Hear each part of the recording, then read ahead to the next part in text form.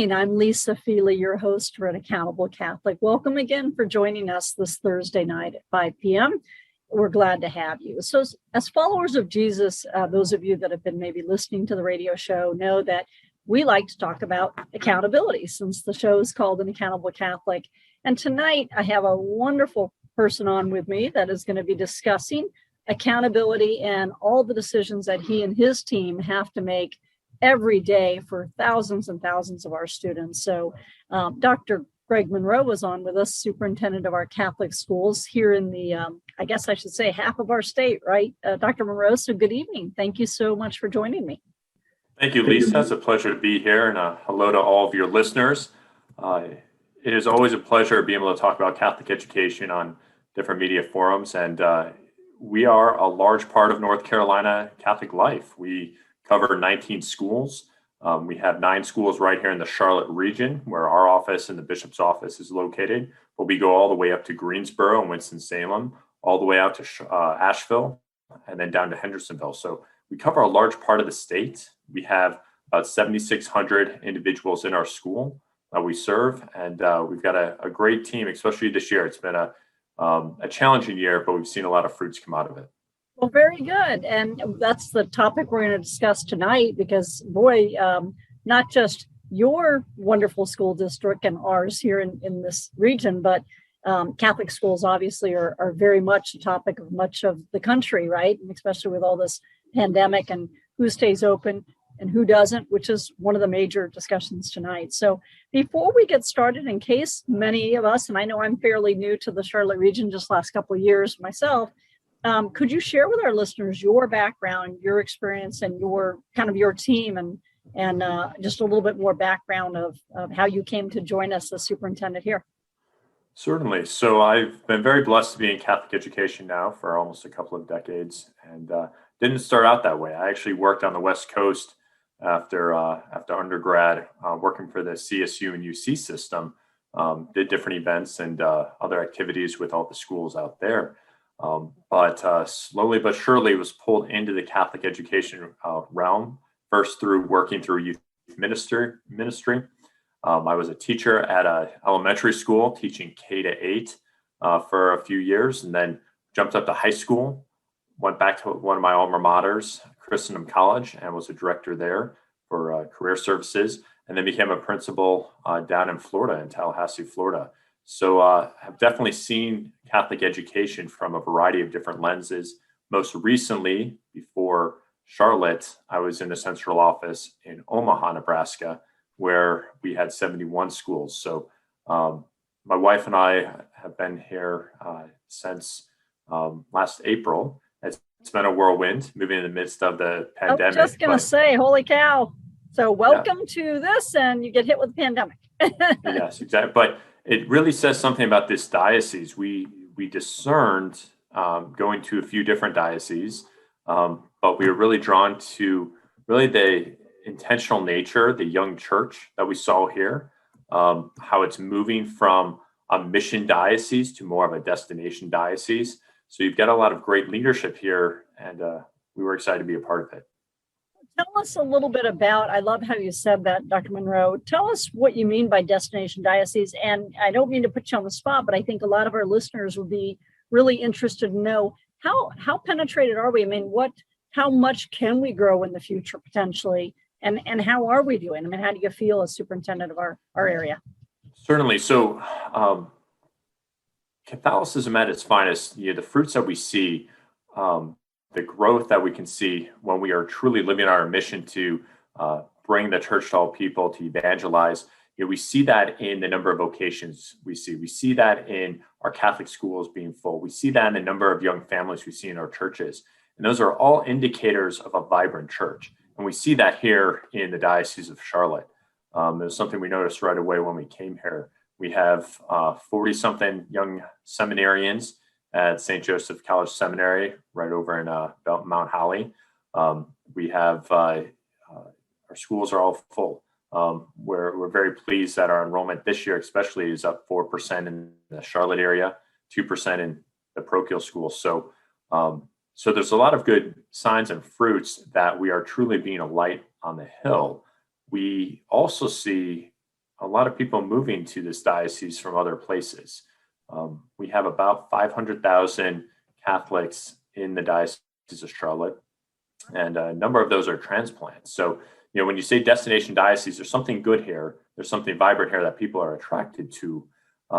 And that's why, too, as more people come here, we have to be so secure in who we are as a diocese and continue to promote out, here's what we're about, here's where we're going, and inspire that vision for the future. Yeah, don't let, and I'm, again, not to get political in any way, but don't let, which we're heard all over the country, people come in from other areas, have their own agenda, and start to try to convince us to be someone else, right? I mean, that's why we're special to begin with down here. Right. So that's where, again, we adhere to the magisterium, to the Catholic Church. That is your solid pillar, your foundation. In our schools, our Catholic identity is that foundation that we cling to. So again, we know that people are in all different places, all walks of life. But again, setting those expectations and knowing, okay, when you come to be a part of our church, these are the expectations, these are the obligations, and really the responsibilities that you have to be a part of the club. Like we are. You're committing to this when your kids join us and you join our diocese. That's great. So we're very fortunate to have you. Talk about the big decision when you came in last April. Obviously, just the pandemic really started to hit all of us. Most schools, as you know, immediately closed everything. And my understanding is, our Catholic school system, you did not shut down and have the kids go home. And is that true, or how did that all work out? Yeah, praise God. We are very blessed in that we had very dedicated leaders here in the diocese. We have a strong team where right from the beginning of the summer, as soon as school let out last spring, I came on board and we started steering this ship, building on the good works of the people before me. But right from the get-go, we said it is important for our kids to be together in person, to find a way to allow for the formation of the whole person. And while we experience successes through virtual learning, and we still offer synchronous learning for those families that aren't able to or don't wish to be in person, but we said there is nothing that can fully replicate that in-person communion, that in-person experience, both from a faith formation aspect, but from an academic, from a social emotional standpoint. So we said, okay, that's our non-negotiable. Tying it back to our mission and our identity to bring Christ to others and to look at the dignity of the human soul as a complete package, we had to start with that. So what we did is we said, okay, well, if that's our end goal, to be together in person, what steps do we need to take in order to achieve that? So the first thing we recognized was it had to be all in. We needed to reorient on the fact that parents are the first and primary educators of our students. We needed to partner with them to find a way to make this possible. We need to invest the resources we needed to show the state, to show the health departments that we could do so, that we could be together in person safely. And we also had to have a lot of courage. Especially in the beginning, when we didn't have as much empirical data, we were studying trends around the world. We were looking at great research that was coming out of Stanford. We looked at what the APA was saying about child development and child psychology. So we had good research and underpinnings, but there were still a lot of unknowns. So we said we'll be a light on the hill for this, and we'll lead. And we had a pilot study in the summer with a summer camp program where we implemented a lot of our safety protocols. And based on that success, we said we're all in. We're moving forward. I think that's fantastic. And I agree with you. Not only to me did you have to be brave and take a risk and jump in, but because you were taking potentially the risk of, hey, some teachers or children should get sick or could get sick. But to me, again, I think the forces were against you. I feel from the secular side, they were all saying, no, close down. Everybody's to shut down. So I can't imagine there was too many schools in our entire state of North Carolina that was remaining as open as you guys were. Is that true? Or as far as we know, yes. So we're the largest education entity that's remained completely in person 5 days a week. And, we can't speak to the resources other schools have or don't have. We don't know all of the environments that they're based in. We can only know what we can control. I will say, to give credit to our school leadership and our teachers and our bus drivers, our after school care, everyone who was a part of it, they all knew this was important. So they're all behind our mission, thank goodness. Right. Yeah. What did you and your team determine would be those success factors, I guess, Dr. Monroe? Did you determine, okay, if we hit this fulcrum, if for some reason something happens, then we go more to hybrid? I mean, do you feel like, it feels like it worked really well and you've been very successful. Yeah, we're very fortunate. We've been able to lead now 8 months in. And since we started at the beginning of the school year, we've had to pivot at a couple of our schools to online learning, but just for a brief period of maybe a week at a time or a couple of days. Because what we did is at the beginning, we said, okay, well, it is tough to know what the truth is because we were getting conflicting messaging from different places.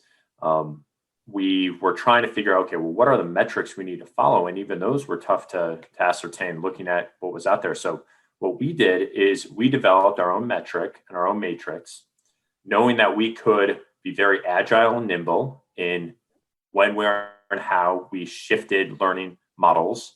And we said, okay, first and foremost priority is in person. But if we reach 2% in 2% positivity, we'll shift online for a period of time, minimize that, and then return in person. So we have tweaked that a little bit. Per class, Dr. Monroe, or per school? Per school. Okay. Yeah, so per school. And what we've seen, Lisa, is we've seen little to no school spread since we started the school year. We've seen very few cases of positivity. And from the very beginning of the school year, 8 months ago, we've seen about 2% of our school population contract COVID. And of the people that have, they've recovered fully and are doing well. So mostly teachers or students? Because obviously this whole contract tracing didn't even start coming out that I could see, because I spent a lot of time in healthcare until like May or June even. So, we didn't know to even do that back in March and April. Right. And we started contract tracing right from the beginning. So we said, okay, we'll do this right from the start. Again, just to minimize any risk, but also show the state and the health department, who we've had a good relationship with, and we want to show them, look, we know what we're doing. We did take the initiative on that. So as far as actual breakdown of students versus teachers, it's been a mix. It really has. And we've had a number of asymptomatic cases as well, where somebody in the family tested positive. So even though they didn't have symptoms, they tested positive as well. But again, 8 months in, we can say that it was successful. And now we're looking at thoughtful ways to roll back some of the multiple safety protocols we have, now that we have more baseline data of what works. The screenings that we did at the beginning of the school day, that really did not catch anybody with COVID. So we had it in place at the beginning, not knowing everything, but we're rolling that out. We're phasing that out. So we will slowly, our end goal is getting back to as normal a learning experience as possible. We'll slowly start to return to that area. That's great. Well, we're going to go to a quick break here, and then we'll come right back and finish discussing this wonderful topic. I think, again, a lot of people are interested. Boy, how did you do it? And then we'll discuss a few more topics around all the challenges you are facing from a Catholic educator, I guess, standpoint. So thank you so much, and I'll come right back. Thank you. Carolina Catholic Radio is excited to announce an alliance with Lisa Feeley, author of An Accountable American. Her new book offers a blueprint to every person who wants to embrace how to be accountable. Learn how positively to impact your life and the lives of anyone around you. 50% of the book profits will be donated to a local 501c3 Catholic charity, including Carolina Catholic Radio and those affiliated with us. 2020 was a tough year for many people. Consider donating to charity by buying a copy of An Accountable American, just $20 on our website. Achieving accountability is a great way to start the new year. If you want to learn how to achieve enlightenment, peace, and prosperity, this is a great start. Now back to An Accountable Catholic Radio show. Okay, we're back. Welcome back, and we'll continue our good conversation with Dr. Monroe. So, Dr. Monroe, you did a great job bringing us up to speed on how you and your team kept the school going. And less than 2% positive COVID tests and stuff, and it didn't really interfere too much, which is fantastic news. So I think everyone, at least around our MSA and half the state, feels it was very successful for you and your school district. The question I guess I'm interested in, and I think many of our listeners would be interested in, is how's everyone reacting? What kind of feedback are you getting from your parents? How are the teachers? You know, again, you hear about teachers all over the country that were scared to death and they didn't want to be forced to come back. And then how are the students, which I think is our main focal point? How are those students doing and liking it? So let's start right there with the students. The students are overjoyed to be back with their friends. Every school you go into that I've talked to all the students, the ones I've interviewed on camera, they all say, thank you so much for finding a way to make this work. Because again, this is their future. These are such formational years. And as a Catholic school, our goal is to prepare them and form them, not just for college, but for life and ultimately heaven. And so this is an opportunity for them to come together with their friends, grow together, learn together. So they're very happy. The other stakeholders you mentioned, we have found it very important ever since the beginning. We started this process of discerning how to work through this year successfully. We did not want to found anything on subjective opinions or feelings, because there's a lot of fear out there. There's a lot of misinformation out there. So from the get-go, we said, okay, we need objective data to make our decisions. So we polled parents, we polled the teachers. And as far as the teachers, again, so grateful that they can fulfill their mission as educators. They are essential to the ecclesial mission of the church. And they are the ones that do the heavy lifting day in and day out in the trenches of the classrooms, being a witness of Christ to those students. It doesn't matter what subject they teach. They are that first and foremost witness of our Catholic identity. So our teachers are overjoyed to be back. They're very tired though, because again, in order to move through the school year, we've had to put in place different protocols and different parameters and different schedules. So, and they're juggling some of those synchronous learners. Again, we serve students and we serve families. And there are some students and families that it just wasn't the right fit for them to be in the classroom this year. So we wanted to be have a servant mindset where we did that synchronous learning. So you're doing both. I mean, so you're almost doing double duty at times for those teachers. Yeah. Yes. And we've been trying to find ways to give more time back to the teachers, to find ways to appreciate. Our PTOs have stepped in to show their appreciation via goodies and volunteering and financially giving different things. So, and then for your parents, our parents were the stakeholder group where, again, we work with them in this communion partnership, and they're very pleased with how things are going. We were curious because we did see a number of new families come in this year. They saw what we had and what they were not receiving in whatever educational environment they were in before they reached us, and wanted to be a part of that. And we were very clear from the get-go that our choice to be in person was what was best for the whole child's development. We see each individual soul as a unique creature in the eyes of God. So one of the fruits of COVID has been an increase in Catholic schools, but that wasn't why we did what we did. Going back to the parents, though, they have all been very, very happy with what we're doing. We're going to see great retention. When people come to our schools, they fall in love with what they find. And so our retention is going to be wonderful for this upcoming year. We're going through enrollment again, and it's such a great witness and evangelization tool to bring in families who maybe have considered Catholic education in the past, but had never taken the plunge. And now they're with us and they said, wow, I can't imagine going anywhere else. That's fantastic. So hopefully we have a high retention. So then that brings me going a little bit off topic, but still back to you having to make a lot of very important decisions. And this whole pandemic, not only the pandemic, but I think the whole thing with a shift in our, national administration and the divisiveness of our nation. I mean, there's just so much culminating, I guess, that the pandemic, in my mind, and everyone, I travel a lot, and everyone I talk to it just exacerbated it all, right? I mean, so all of a sudden you've got, a very divided country, a lot of different opinions, a lot of emotion. You said earlier, everyone making decision emotions, and you add a pandemic just to mix up the pot even more and cause more heartache. And then you have the decline of Catholic education, which we'll talk about in another show that we'll do.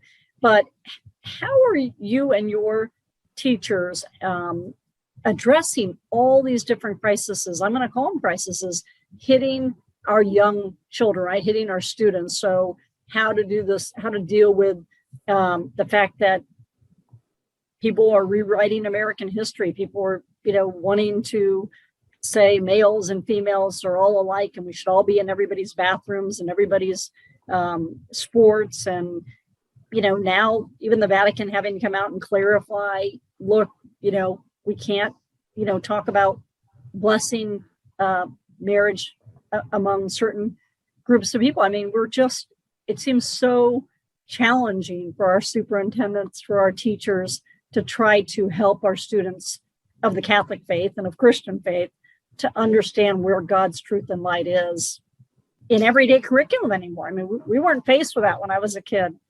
How are you and your team dealing with all that, Dr. Monroe?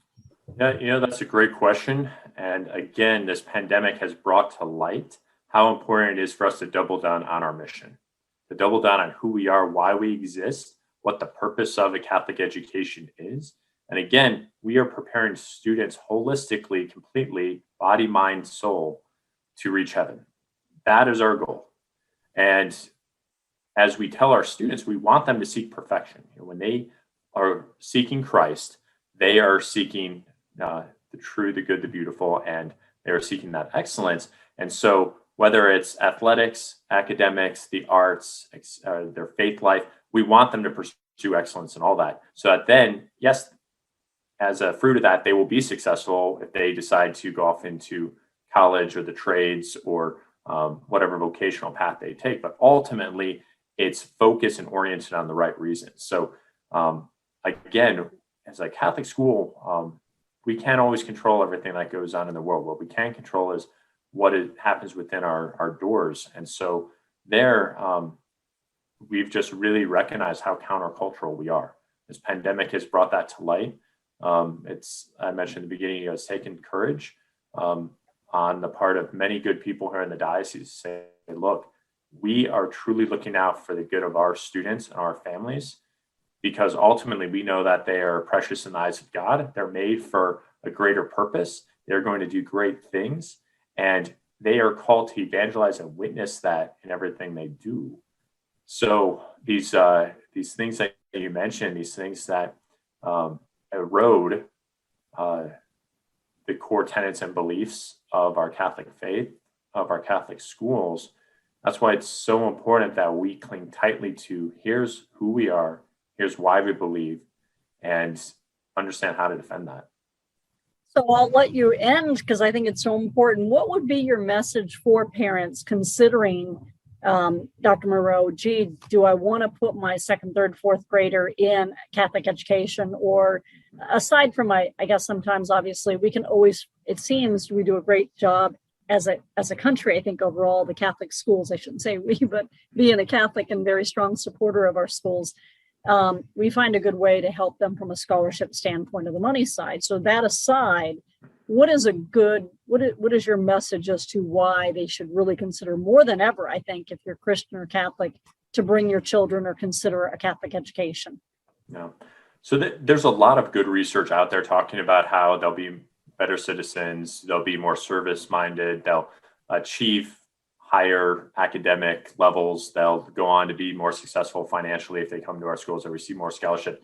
But at the end of the day, the reason you come to a Catholic school is you believe in partnering with the church and being an extension and a mission of the church, that our Catholic schools are going to form saints.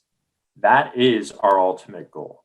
And so, yes, they will be successful in these other worldly areas, but ultimately, our focus and our mission is to turn them into intentional disciples who follow Christ.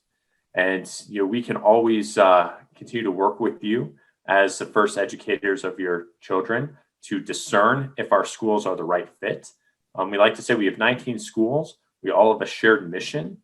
but we all have slightly different flavors.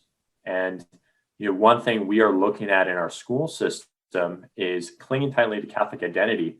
How do we be a school where all can feel welcome, knowing the expectations, of course, following the parameters we set up, but how can they go on and be successful if they decide to follow the trades, if they decide to go on to a college education, if they are looking and discerning a religious life?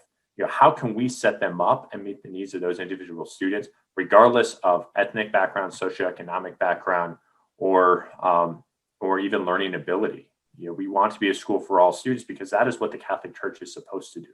And so there's accessibility things there, price, distance, all of that. And we'll continue to tightly look at what we can do to help with that. We gave out about $5 million in financial aid here in Charlotte in the past year, which was far over and above anything we've done before. We also said, lots of times you see tuition increases. We said we're keeping it at cost of living, that's it. And we will set up a special COVID fund for people affected, because again, if we price ourselves out of the range of a lot of folks, then we're not fully living out that mission of Catholic education for all. I feel very much the same. Like when it comes to, I work with many hospitals, so all of our Catholic and Christian hospitals. I mean, we can't not offer, the good services we need to. So if you could, what we'll do at the end of the show here is we'll go ahead and put up how someone reaches out to learn more about our Catholic school system here in North Carolina. We'd love to have it. So thank you so much, everyone, for joining us again. Join us again next Thursday night at 5:00. I'm Lisa Feeley, your host of An Accountable Catholic. And thank you again, Dr. Monroe, for joining us tonight. Thank you, Lisa. And thank you, everyone listening.